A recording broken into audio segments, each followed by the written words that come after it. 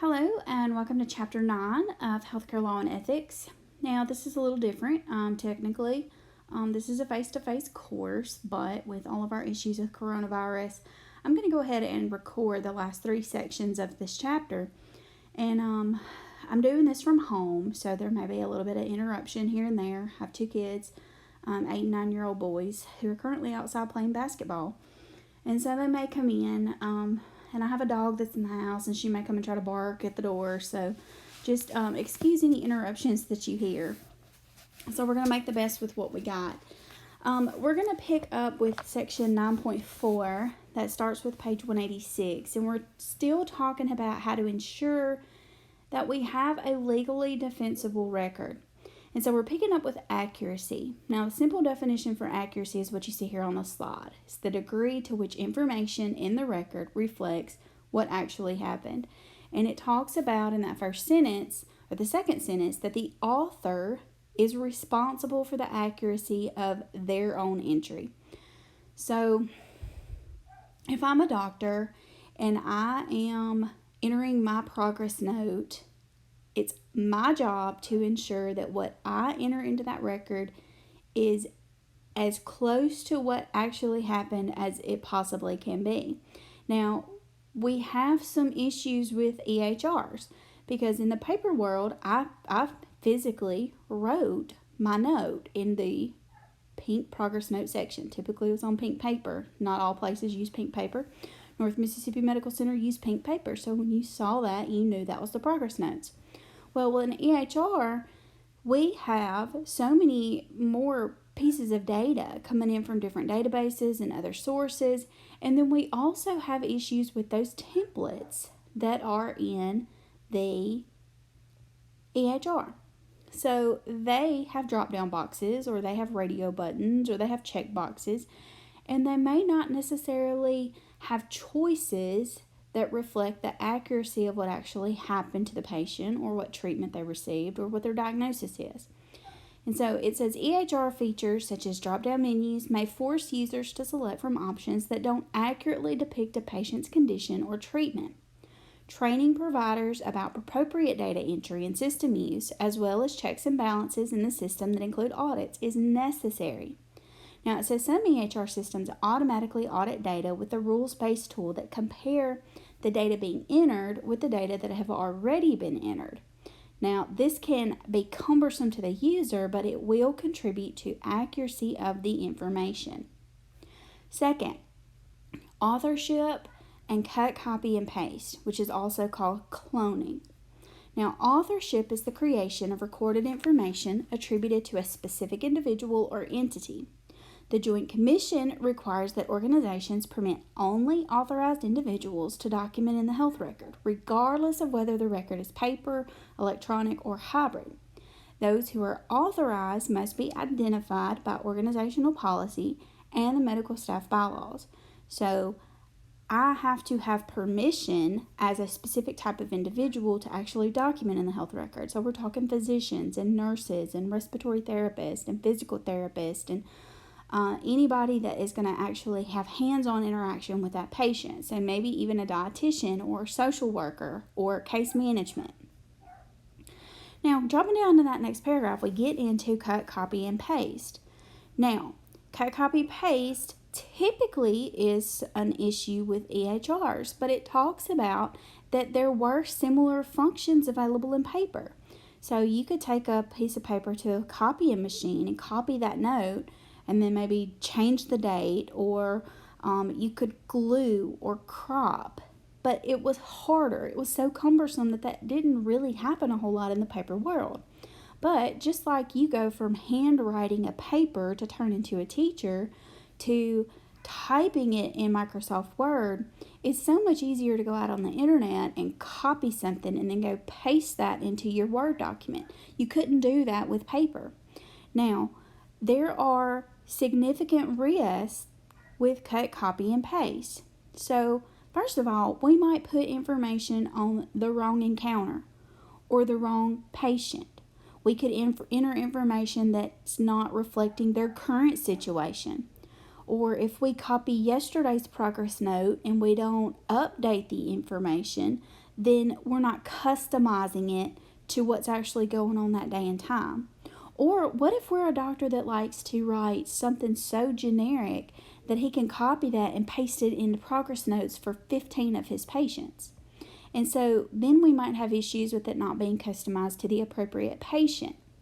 We could also omit the identifying information for the original author, because sometimes you can go copy information that was entered by a different provider. So it doesn't even have to be your information that you cut, copy, and paste. Now, if these actions result in documentation of services not provided, so if we've copied something and it actually didn't happen on that data service that we copied it to, then we're looking at healthcare fraud. And so to minimize risk, policies and procedures should define the appropriate use of cut, copy, and paste, who can do it, how the system tracks the original author, and any changes that were made. Now, in addition to integrity, there are other concerns that accompany the cut, copy, paste function. Duplication of information leads to unnecessarily voluminous records. And I can attest to this, because not only do you have cut, copy, and paste, sometimes you can pull forward information. And that's almost just as bad as cut, copy, and paste. So in your progress note, you may reference a radiology test. Let's say we were going to send the patient down for an x-ray of the lungs. Well, I can pull in that entire result from the radiology system. And so now my one paragraph progress note has now turned into 2 pages because I have a radiology result pulled into my note. And so, again, some physicians, especially those that round on patients daily, like a hospitalist group, and you may not see the same physician, every day you're in the hospital. If you're in the hospital for 7 days, you may see 3 physicians. And so what they do is they will write their daily note on the first day they see the patient, and then the next physician comes in on the next day and they copy the information from yesterday's progress note, and then they put their date and their information underneath that information. And so each day builds because they're just going back and pulling yesterday's information forward. Now again, that makes a very lengthy chart, and it makes it very hard, especially when you want to go back and you want to print that information for a subpoena or print it for just the patient themselves. There's just a lot of duplication going on. All right, let's move on to abbreviations. Now, y'all know a lot about abbreviations. We had those a lot in health records. Now, this talks about how abbreviations compromise patient safety because they can have duplicate meanings and they can be misunderstood. It says organizations should have a list of approved terminology and definitions, as well as approved and prohibited abbreviations, acronyms, symbols, and dose designations. Joint Commission has a list of do not use abbreviations, acronyms, symbols, and dose designations that must be included in the hospital's written policy. Now, a lot of times facilities do not have approved list of abbreviations. A lot of times they just have the do not use from Joint Commission. So at that point, everything else is fair game. And that's painful, but it's much harder to come up with a standardized set of everything you can use, because just from health records you see how many available options there are out there for abbreviations. All right, let's move into legibility. Quality of provider entries includes legibility, which is a focus area of accreditation and licensure bodies. Joint Commission requires ongoing health record reviews at the point of care for several indicators, including legibility. Illegibility creates liability because providers may not act correctly based on the documentation they cannot read. If an entry cannot be read, it must be assumed that it cannot be or was not used in the patient care process, or was not used safely if there's speculation about its content. Entries that cannot be read should be rewritten on the next available line, refer back to the original documentation, explain the reason for the duplicate entry, and be written legibly. The rewritten entry must be the same as the original. Now, a long-standing problem with paper health records, that was illegibility, but it's really been reduced now that we have EHRs. However, readability of images or scans can still negatively affect by the use of color, low resolution, poor image documents in a document management system. And also another thing, I'm going to say this, it doesn't mention it in the book, but a lot of providers use that front-end speech recognition software. And a lot of providers that use that do not necessarily go back and edit their information. So sometimes the readability of an entry is just because the speech recognition system did not pick up what they were saying and the physician did not go back and actually correct it. So sometimes you might come across something in a health record and you're like, what in the world does that say? What happened? Did they have a stroke in the middle of writing this?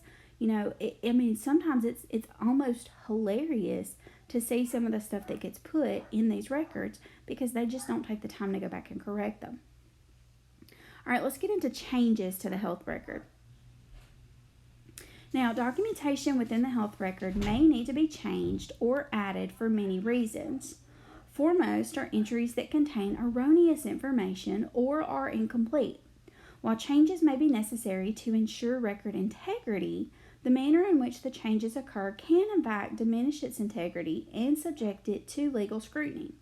Because of this, policies and procedures should define the process for making changes and the time period in which changes can be made, along with the retention of previous versions. We'll get into version management. Changes to entries in the health record can be used against a healthcare organization as evidence of negligence or a consciousness of guilt if they are not completed appropriately with transparency. Changes can be referred to by many terms, such as amendments, additions, addenda, late entries, corrections, alterations, modifications, deletions, and retractions. Now, for this chapter, we're going to talk about revisions, which includes or refers to corrections or alterations, additions, which are late entries, amendments, and addenda, and removal, which are going to be our deletions and retractions. And then we're going to get into version management. All right, so let's talk about revisions. So revisions to healthcare or health record entries generally involve replacing inaccurate information with accurate information after the documentation has been attested to or otherwise deemed complete. Revisions should be completed in a manner that ensures the original entry is preserved and future readers can rely on it. Corrections in paper records should be completed by drawing a line through the erroneous information so that the original information remains legible and marking it as an error. A notation of the date, time, and the signature of the individual making the correction should accompany the correct information. Errors in EHR should be handled in a similar manner. Recommendations for standards on appropriate methods to correct information in the EHR can be found in the HL7 functional model. Information should not be deleted in the paper record or EHRs. However, corrections in the EHR may not be visible like they are on paper. Now, just like we've talked about before, if I'm writing a paper and I write a line through a sentence, and let's say I'm writing the same paper in Microsoft Word and I go delete the sentence. So, two totally different things. I no longer see that sentence was there in Microsoft Word because it's now gone. But in an EHR, you can track the changes. It says, for example, the person who made the change and the date and time of the change, you can go back and you can look at previous versions. And that's where we're going to get into version management over on page 189. Now, the person making the correction should enter the correct information and reference the incorrect information. A notation or flag should be visible with the new information to indicate a change occurred, along with the link to the original incorrect information. Now, let's talk about additions. So, a late entry is documented into a health record when a pertinent entry was missed. Remember, we talked about gaps and omissions, or it was not written in a timely manner. Late entries should be documented as follows. So first of all, you want to identify it as a late entry. You want to enter the current date and time, and you want to identify or refer to the date or incident for which the late entry is written. So I'm going to put today's date if I'm entering the late entry, and then I'm going to put entry 4 2 days ago at 2 p.m. Now, if the late entry is used to document an omission, you validate the source of original information as much as possible. So where the information was obtained to actually write the late entry. And then when using late entries, document as soon as possible. The more time that passes, the less reliable the entry comes. Now, an amendment is a type of late entry in which information is added to support or clarify a previous entry. Often more space is required, and the amendment cannot be documented in the same location as the original entry. Now we have an addendum. This is new documentation that is added to an original entry after attestation has occurred. Now, the process for creating an addendum should include documenting the date and time of the addendum, writing addendum, and stating the reason for the addendum, referring back to the original or parent document or entry, entering an addendum as soon as possible after the original entry, and then linking the addendum to the original entry in the EHR. Now, in some places, especially in Allscripts, if you've created your history and physical and you want to go back and add an addendum, that addendum actually gets added to the bottom of the document, and it's clearly labeled addendum, and it shows the date and time. So sometimes your EHRs will take care of that information for you. Now let's get into removal. So organizational policy should define the rare occasions when documentation may be deleted or retracted from a health record. Now, deletion is the permanent elimination of information from a document. Most EHRs do not permit deletion. Deletion of documentation should not occur except in very specific circumstances. And really that should happen usually if it's entered on the wrong patient's chart and it's discovered as soon as it's been entered. Now, in this case, the special procedure may allow for the removal of the incorrect information before anyone else has the chance to review it. Now, in an electronic environment, appropriate deletion may be referred to as retraction, where the information is no longer available for viewing, but is available behind the scenes or through an administrative record view.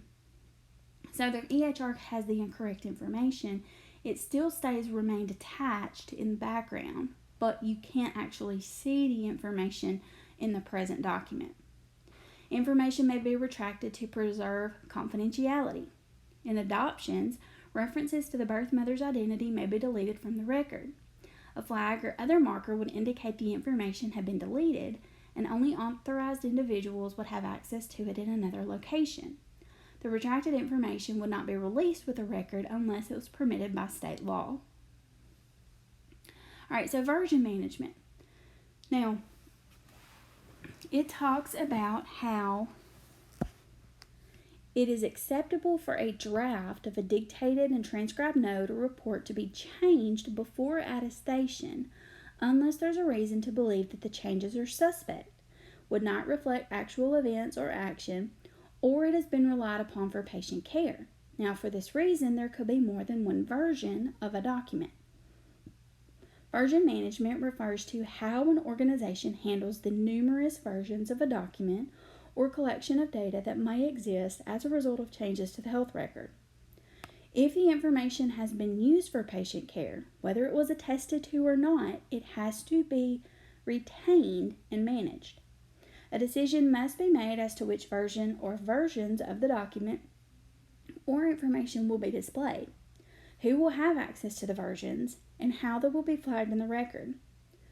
Organizational policies should clearly differentiate preliminary documents from final documents. So prelim are the ones that are not signed, they're your drafts, and then your final documents are the ones that have been attested to. You should also specify how long a document will remain as a draft. After that time period or after a document has been attested to, Any changes should follow the organization's late entry or amendment procedure. All right, so let's go into timeliness and completeness. Another big key to a legally defensible record. So our final elements contribute to the legally defensible health record: timeliness, which is the promptness of the documentation, and completeness, which is the comprehensiveness of documentation. Now, the last one we're going to talk about is the appropriateness of the print function. That's going to come when we flip over to 190. Timeliness and completeness are the responsibility of the author. If all documentation is performed in a timely manner, the health record will ultimately be complete within the timelines established by the legal and accreditation standards and by organizational policy and medical staff bylaws. Licensure and accrediting bodies mandate timeliness of entries, but timeliness is also important from an evidentiary and admissibility standpoint. Entries should be made into the record as soon as possible after an event or observation. As described earlier, the complete date and time for each entry in the record must be recorded to show when the entry was recorded. This will also provide the chronology of care provided to the patient. Now, in paper, you had to write the date and time. Well, typically in your EHR, it creates that date and time for you when you create the document. So, even though it's created for you in the EHR, it says, however, the date and time for late entries should be manually entered into an EHR to reflect when the entry should have been made. The manual entered information will exist in addition to the system's automatic date and time stamp for when the entry was made. So if I'm going in and I am doing a history and physical, and let's say I examine the patient 5 hours prior to when I actually entered the document, then I may document that I actually physically examined the patient at 2 p.m., but when I get off my shift at 7 p.m. is when I'm actually creating the document. Now again, the timeliness is not there. So that's an issue. Now, the health record is not complete until all its parts are compiled and the appropriate documents are attested to.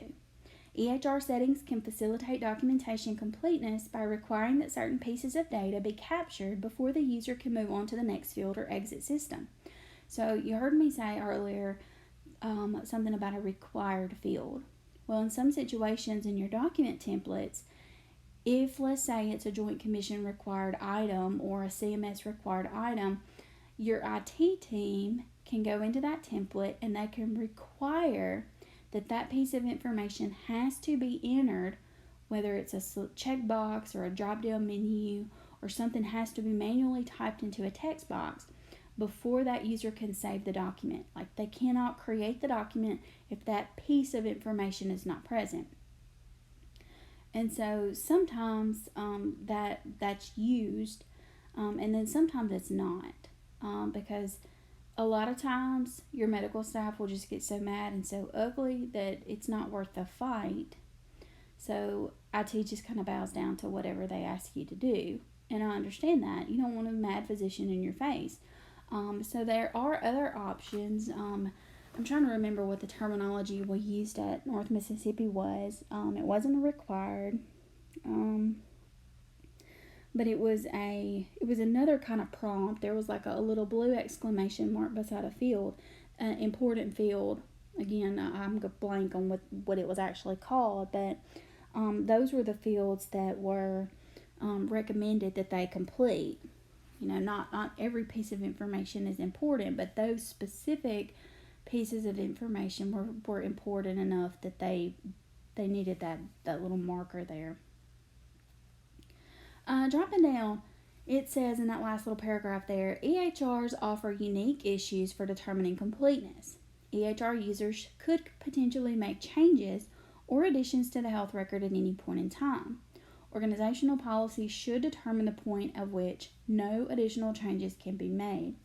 Now, for outpatients at North Mississippi Medical Center in their EHR, you cannot edit a document after 3 days. So if the patient comes in and let's just say they had a special procedure done, like they were going down to interventional radiology for something.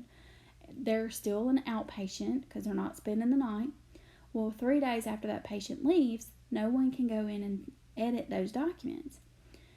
Now, for ER patients and inpatients, those settings were a little different. You could edit those documents for up to 60 days after discharge, which was absolutely ridiculous. And so I'm not sure that they've ever actually gone and closed that gap down, but that was a discrepancy in the system. And so anytime they had to make a change outside of that 60 days, then you had to go through risk management to get that opened up. Okay, so let's talk about printing. Again, another issue with a legally defensible record. Now, printing can create legal challenges for healthcare organizations with an EHR system if clinicians print from the EHR document and then document on the printouts rather than in the system. And so at that point, you are stuck with paper that has handwritten information on it along with what's in your EHR system. Organizations must establish strict printing policies, including justification for printing paper internally, who has authority to print, how printing will be tracked in an audit trail, and the format and version of documents that may be printed. Now, the problem of duplicate copies is not unique to the EHR. So again, we talked about we print something from the EHR and then there's handwriting on it. Well, photocopies of original paper documents can also create problems when providers document on them. Now, I saw this a lot. Let's say you're at your urology office and you determine with your physician that you want to have lithotripsy. Now, your office is going to have an order, your physician's orders about what needs to happen prior to you coming into the hospital for your lithotripsy. And then it will have some orders for what happens the day you come in for your lithotripsy. Now, I have seen in tons of cases where we have the original version of that document, and then we also have a photoed copy that the physician has went back and added more orders on. So it happens in the paper world, and it can happen in the EHR world. It says, although original paper document is ordinarily considered the source of truth, this is questioned when a photocopy contains additional and updated information. Whether printed from an electronic system or photocopied from paper original, multiple copies heightens the risk of privacy breaches.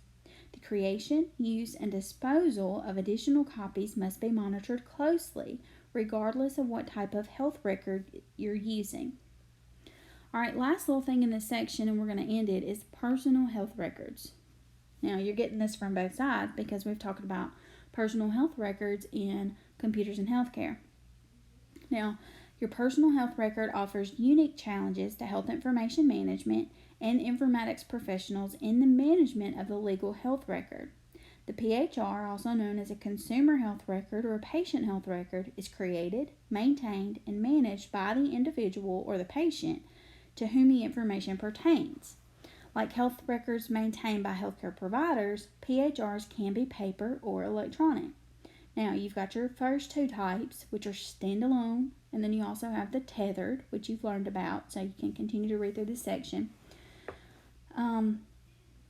Now, despite the Center for CMS or CMS Stage 2 meaningful use criteria, the incentive providers that incentivize providers to encourage patient engagement through online access to patient portals and secure patient-provider messaging, one study shown that 87% of patients still use paper-based PHRs instead of electronic PHRs. So that's just a little piece of information there. It says there's also legal issues associated with deciding whether or not to integrate a PHR into the legal health record. There's concern that a PHR does not qualify as a business record and should not be included into the legal health record, even though it may affect treatment decisions. However, as information created by patients continues to proliferate through multiple sources, including personal wearable fitness devices, Health information management and informatics professionals must consider the role of PHR relative to the legal health record and how it will be maintained. I'll let you read through the rest of that, but let's talk about this check your understanding for 9.4. So the first one, eligibility has been reduced through the presence of EHRs. Now we talked about this earlier. That is true. Paper was much more illegible because, again, everybody has different kinds of handwriting. And with an EHR, you have the drop-down menus and the check boxes, and you're typing. Now, typing may not be necessarily readable, but it is legible. All right, number 2. A Joint Commission accredited organization may use any abbreviation in a health record as long as it is explained in a facility-wide key or a legend. That is false. Joint Commission has a do not use list of abbreviations that you can find on their website. So let's say you wanted to use one of those, even if you put it in a facility-wide key saying what it is, what it means, Joint Commission says that's a no-no. So that answer is false. All right, number 3, incorrect information in the health record should be obliterated so it cannot be confused with the updated, corrected information placed in the record. That is false. Your key word there is obliterated. You are never going to destroy something so much so that you cannot read it. So if in a paper record, you're not going to use a Sharpie and black it out so that it can't be read. We're talking one single line through the information with a pen so that it can still be read. All right, number 4, EHR cut, copy, and paste functions strengthen documentation integrity. That one is also false because, again, you can easily cut some information and copy it into the wrong patient's record. So we are talking about no integrity here. Number 5, a late entry in the health record should not be identified as such because it may lead to negligence liability. And that is false. It doesn't matter about negligence or whatever you think might happen because of a late entry. You will always document that entries that are late, period. No ifs, ands, or buts about it. You will let someone know in that record, whoever's reading it, whether it's Joint Commission or CMS or whoever, if it's a late entry, it needs to be made known that it was a late entry. Okay, so that finishes up section 9.4. We'll get back into 9.5 and 9.6 later in their own recorded lectures. So, again, I'm not sure when we'll meet face-to-face again, but I wanted to have this information out there for you so that we could get through chapter 9. Thanks, and happy studying and happy